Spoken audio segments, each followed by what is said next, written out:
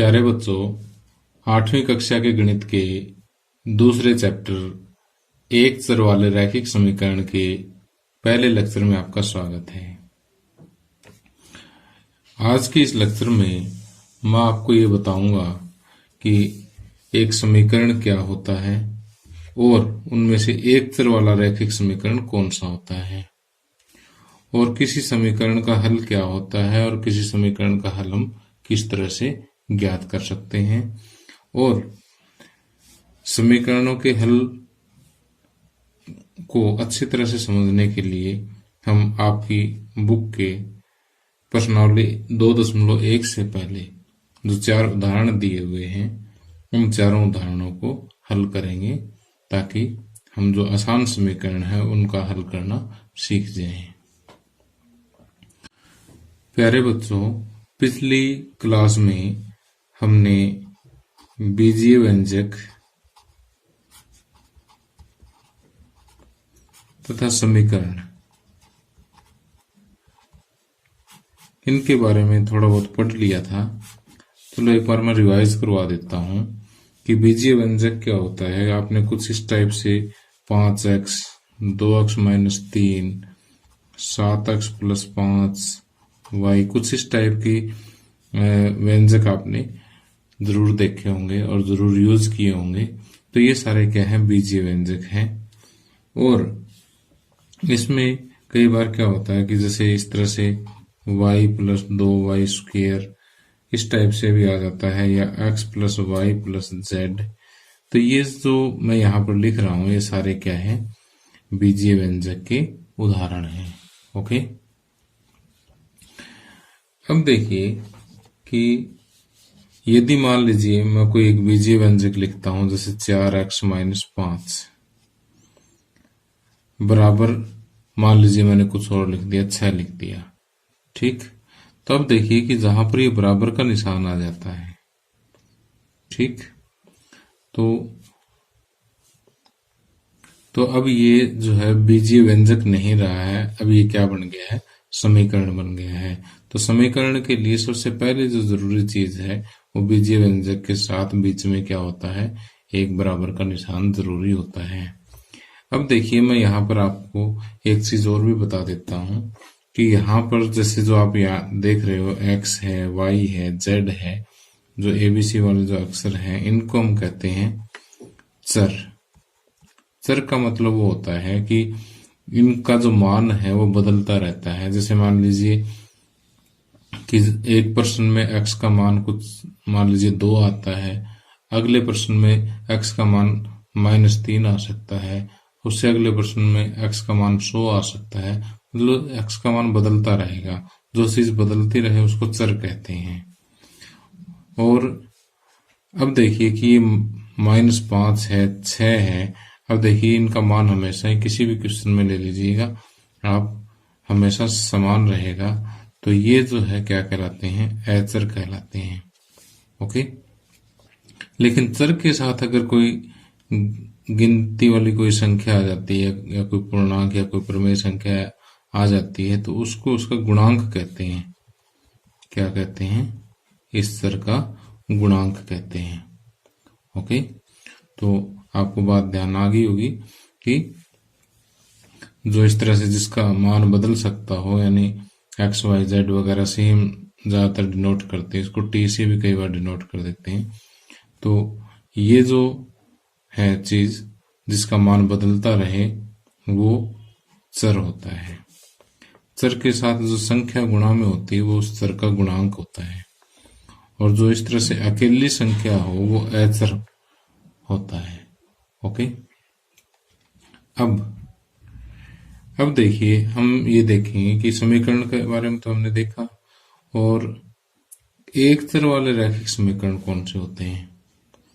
अब देखिए कि जैसे मान लीजिए मैंने यहाँ पर ये लिख दिया 7x + 5y = 2। अब ये समीकरण तो है लेकिन इसमें चर देखिए, एक तो x है एक y है, तो ये 2 चर वाला समीकरण हो गया, एक चर वाला समीकरण नहीं है। एक चर वाले समीकरण के अंदर इस तरह से एक ही चर मिलेगा, आपको दूसरा चर नहीं मिलेगा, जैसे सिर्फ x में ही मिलेंगे। तो ये तो बात होगी एक चर वाले समीकरण की। अब रैखिक का मतलब क्या है?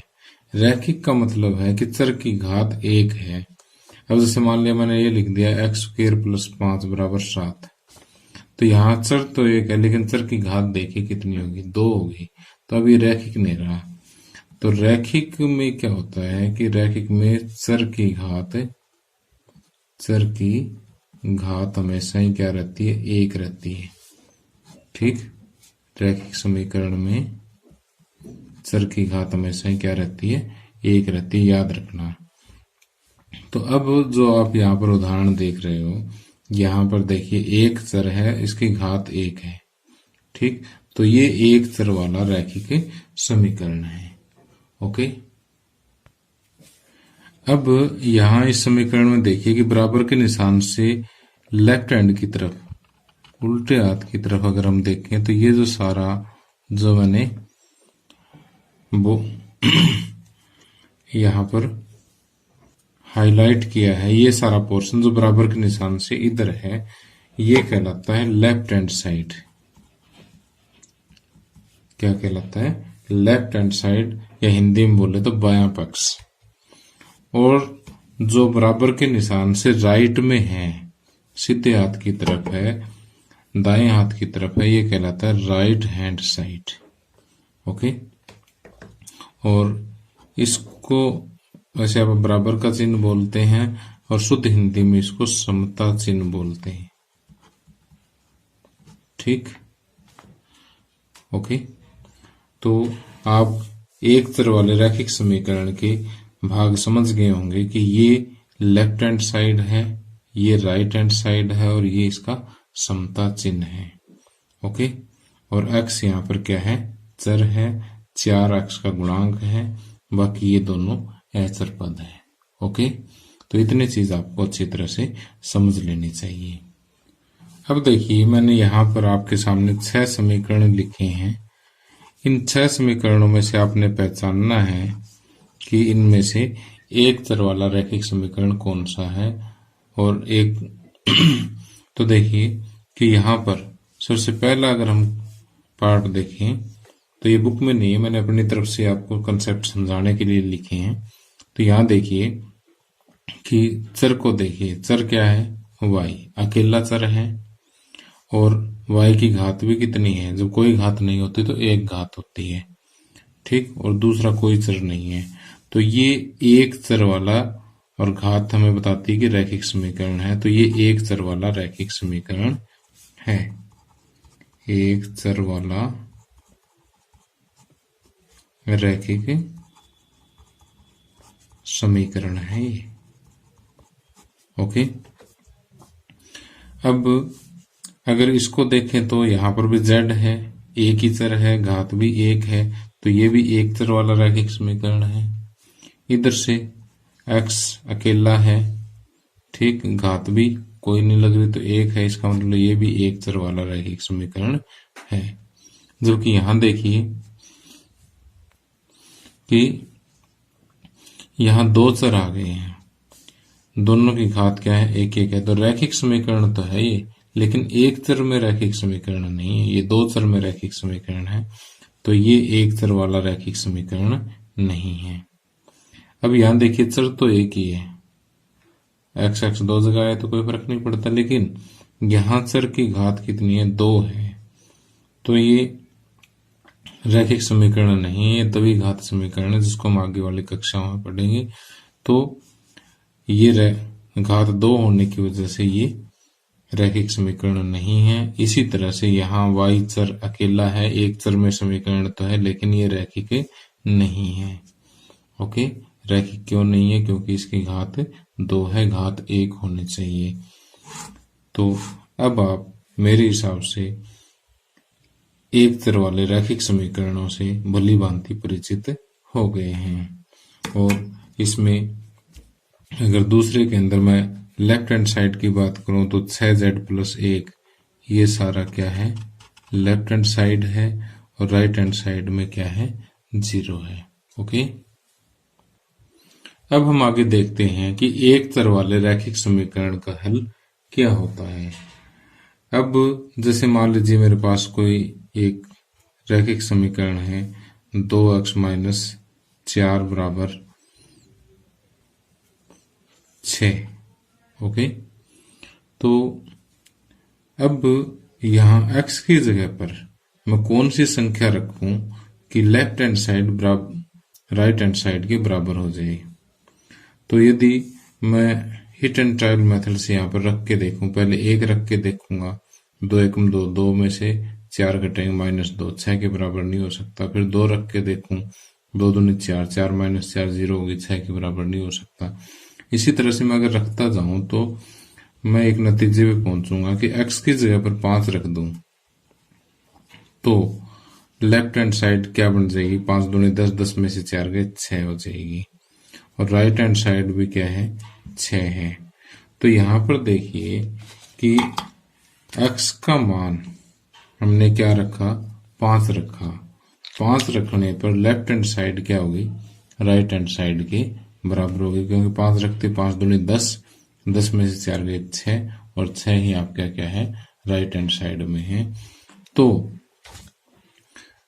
x का वो मान, तो हम ये कहते हैं कि x बराबर 5 जो है समीकरण को संतुष्ट कर देता है। जब left hand side right hand side के बराबर आ जाती है तो समीकरण संतुष्ट माना जाता है। तो x का वह मान जो इस समीकरण को क्या कर दे, संतुष्ट कर दे, x का वह मान क्या कहलाता है, इस समीकरण का हल कहलाता है। तो यहाँ x बराबर 5 ने इस समीकरण को संतुष्ट कर दिया, तो x बराबर 5 क्या हो गया, इस समीकरण का हल हो गया। ठीक, तो इसी तरह से कि किसी भी समीकरण में चर का वह मान जो समीकरण को संतुष्ट कर दे, left hand side right hand side के बराबर आ जाए, x का या चर का वो मान जो है वो क्या कहलाता है, उस समीकरण का हल कहलाता है। तो देखिए यहाँ तो मैंने आपको एक लंबा मेथड बताया कि पहले 1 रखें, 2 रखें, 3 रखें, 5 रखें। ठीक है, तो ये तो बहुत लंबा सिस्टम हो जाएगा कि पहले 0 रखें, फिर +1, फिर -1, फिर +2, फिर -2, फिर +3, फिर -3, ऐसे कहाँ तक रखेंगे। मान लिया किसी का हल 100 आ गया तो हम इतने थोड़ी ना रख पाएंगे। तो इसके लिए हल निकालने का हमारे पास एक आसान सा तरीका है जो मैं अभी आपको बताता हूँ। अब देखिए, किसी समीकरण का हल ज्ञात करना सीखने के लिए हम प्रश्नावली 2.1 से पहले 4 उदाहरण दिए हुए हैं, उन उदाहरणों को हल करेंगे और उसी में ही हम समीकरणों का हल ज्ञात करना सीख जाएंगे। सबसे पहला बिल्कुल ही सिंपल उदाहरण है कि 2x माइनस 3 बराबर आपको दिया हुआ 7। ओके, तो इसका हल कैसे ज्ञात करते हैं कि पहले तो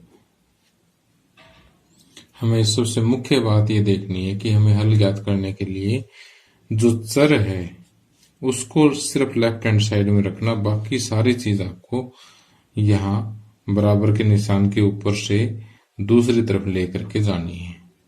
ओके, तो अब यहाँ पर एक एक चीज को ध्यान से देखिए कि 2x है यहाँ पर और एक पद तो ये हो गया, दूसरा पद है -3। तो चर वाले पद को छोड़ करके दूसरा पद हम पहले इधर लेकर के जाते हैं।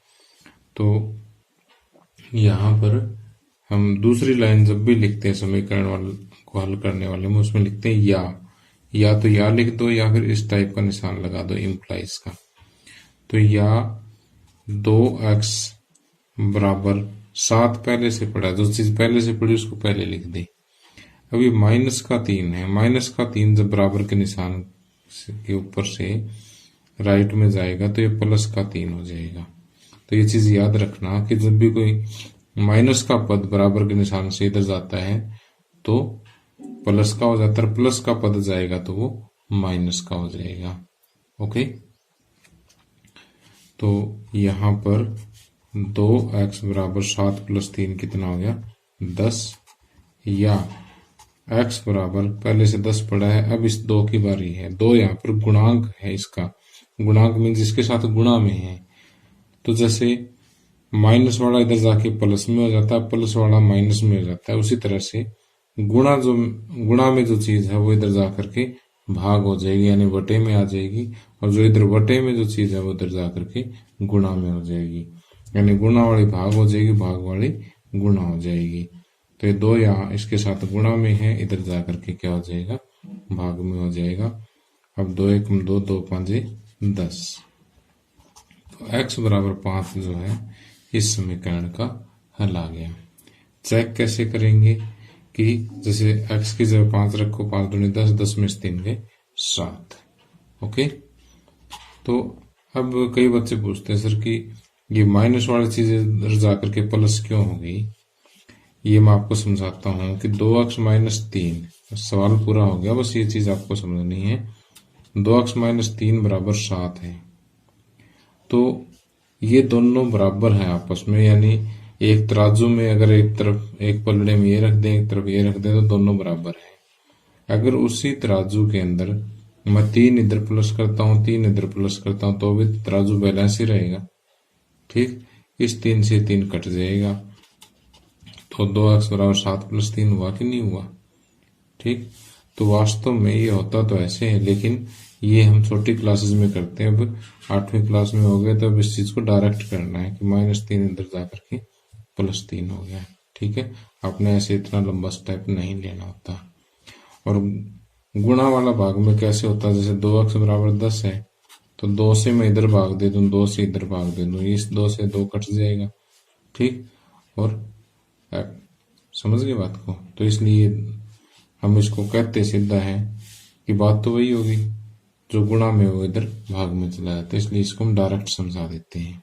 ओके, और अब आपने डायरेक्ट ही इसको याद रखना कि जो इधर चीज माइनस में इधर जाके प्लस में होगी, प्लस वाली चीज माइनस में, और जो अंक गुणा में है वो इधर जाकर के भाग में हो जाएगा, और अगर इधर कोई भाग में है तो इधर जाकर के गुणा में हो जाएगा। ठीक, और गुणा और भाग वाली जब करनी है, जब यहाँ पर सिर्फ एक पद हो या फिर पूरे के साथ कोई चीज गुणा में हो, तो ये चीज जाएगी इधर। ओके, पहले आपने गुणांक नहीं लेके आना इधर, पहले एक पूरा का पूरा पद, जब इधर एक पद रह जाए तब आपने गुणा भाग वाले भेजने हैं।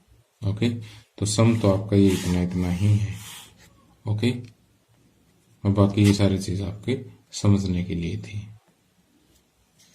अब आगे दूसरा उदाहरण देखिए। यहां पर आपको दिया हुआ है कि 2y प्लस 9 बराबर 4। इसका आपने क्या करना है, हल करना है, यानी y का मान ज्ञात करना है। तो पहले देखिए कि ये जो ऐचर पद है इसको मैं राइट में ले जाता हूं। 2y प्लस का 9 है, पहले बराबर का निशान जो राइट में है उसको पहले लिखूंगा, क्योंकि ये तो बेचारा पहले पढ़ा ही है यहाँ पे। ठीक, अब इसको प्लस वाले को इधर लेके जाऊंगा तो ये क्या हो जाएगा, माइनस का हो जाएगा। ठीक, और दूसरी लाइन लिखिए तो या। अब जितनी लाइन लिखते जाएंगे उससे पहले या लिखना जरूरी है आपने। 2y बराबर 4 में से 9 माइनस करेंगे तो 9 में से 4 गए 5, और बड़ा मान किसका है, इसका है, तो माइनस वाले का तो माइनस में 5 आ जाएगा। अब देखिए ये गुणांक इधर लाने की बारी आ गई, तो y बराबर ये 2 इधर गुणा में है, इस साइड -5 पड़ा ही है, इधर ये 2 गुणा में, तो इधर जाकर के भाग में हो जाएगा। तो y बराबर -5/2 जो है इसका मान आ जाएगा। ओके, अब आगे तीसरा उदाहरण का हल देखिए कि यहां पर दिया x/3 प्लस 5/2 बराबर -3/2। ओके, तो पहले तो x/3 है, अब 5/2 को मैं इस साइड लेकर के जाऊंगा तो माइनस बराबर -3/2 तो पहले पड़ा ही है, ये है प्लस का 5/2, तो बराबर के निशान से उधर कूद करके आ जाएगा, प्लस का निशान क्या हो जाएगा, माइनस का हो जाएगा।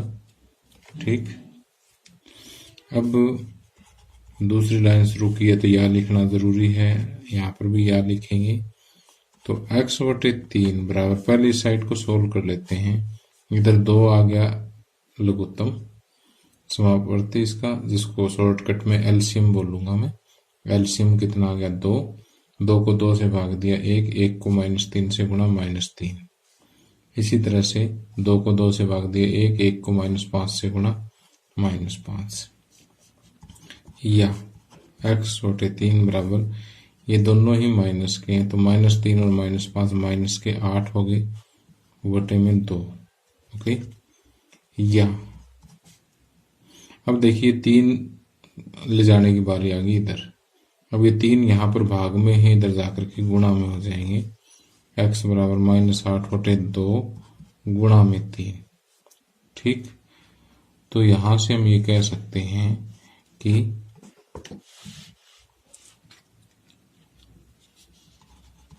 x बराबर 8 3 24 और माइनस के 24 बटे 2, 2 से कट जाए 2, 12 दूनी 24, तो x बराबर -12 जो है इसका उत्तर आ गया। ठीक, तो इस तरह से x बराबर अगर -12 रख दे हम यहाँ पर, तो ये समीकरण संतुष्ट हो जाएगा। ओके, अब आगे उदाहरण नंबर 4 देखिएगा कि यहाँ पर आपको दिया होगा 15/4 -7x बराबर 9। ओके, अब देखिए कि मैं 15/4 वाले पद को पहले इधर लेकर के जाऊंगा, क्योंकि चर वाला पद हम सबसे लास्ट में छेड़ते हैं। तो या -7x बराबर 9, ये देखिए प्लस का निशान हमेशा पहले वाला देखना होता, बाद वाला नहीं देखना होता। कि प्लस का है तो इस साइड जाकर के माइनस हो जाएगा। ओके, या -7x, पहले इसको हल कर लेते हैं। इस साइड एलसीएम कितना आएगा 4, लघुत्तम समावर्ती 4 है, इसके बटे में कुछ नहीं 1 दे लेते हैं। 4 को 1 से भाग दिया 4, 4 में 36, माइनस 4 को 4 से भाग दिया 1, 1 15 15।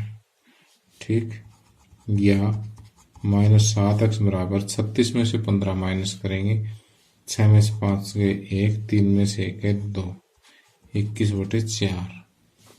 या x, ये सिर्फ 7 हम इधर लेकर के जाते हैं, तो -x बराबर 21/4 और 7 इधर गुणा में है तो इधर भाग में चले जाएंगे। भाग में यहाँ जगह नहीं थी तो इसलिए मैंने 1/7 कर दिया, ऐसे भी कर सकते हैं। अब इसको हल करेंगे, 7 एकम 7, 7 21। या -x बराबर 3/4 आ गया। या हम लिख सकते हैं कि x बराबर, ये माइनस का निशान हम इधर भी लेके जा सकते हैं कि दोनों तरफ माइनस से गुणा करेंगे तो माइनस माइनस प्लस, और ये माइनस का हो जाएगा, तो -3/4। ओके, तो इस तरह से x बराबर -3/4 जो है इस समीकरण का हल आ जाएगा। और यदि आप एग्जाम में चेक करना चाहते हो कि हमारा सम ठीक है कि नहीं है, तो आप 15/4 -7 और x की जगह पर -3/4 पुट करके देख लो लेफ्ट हैंड साइड में।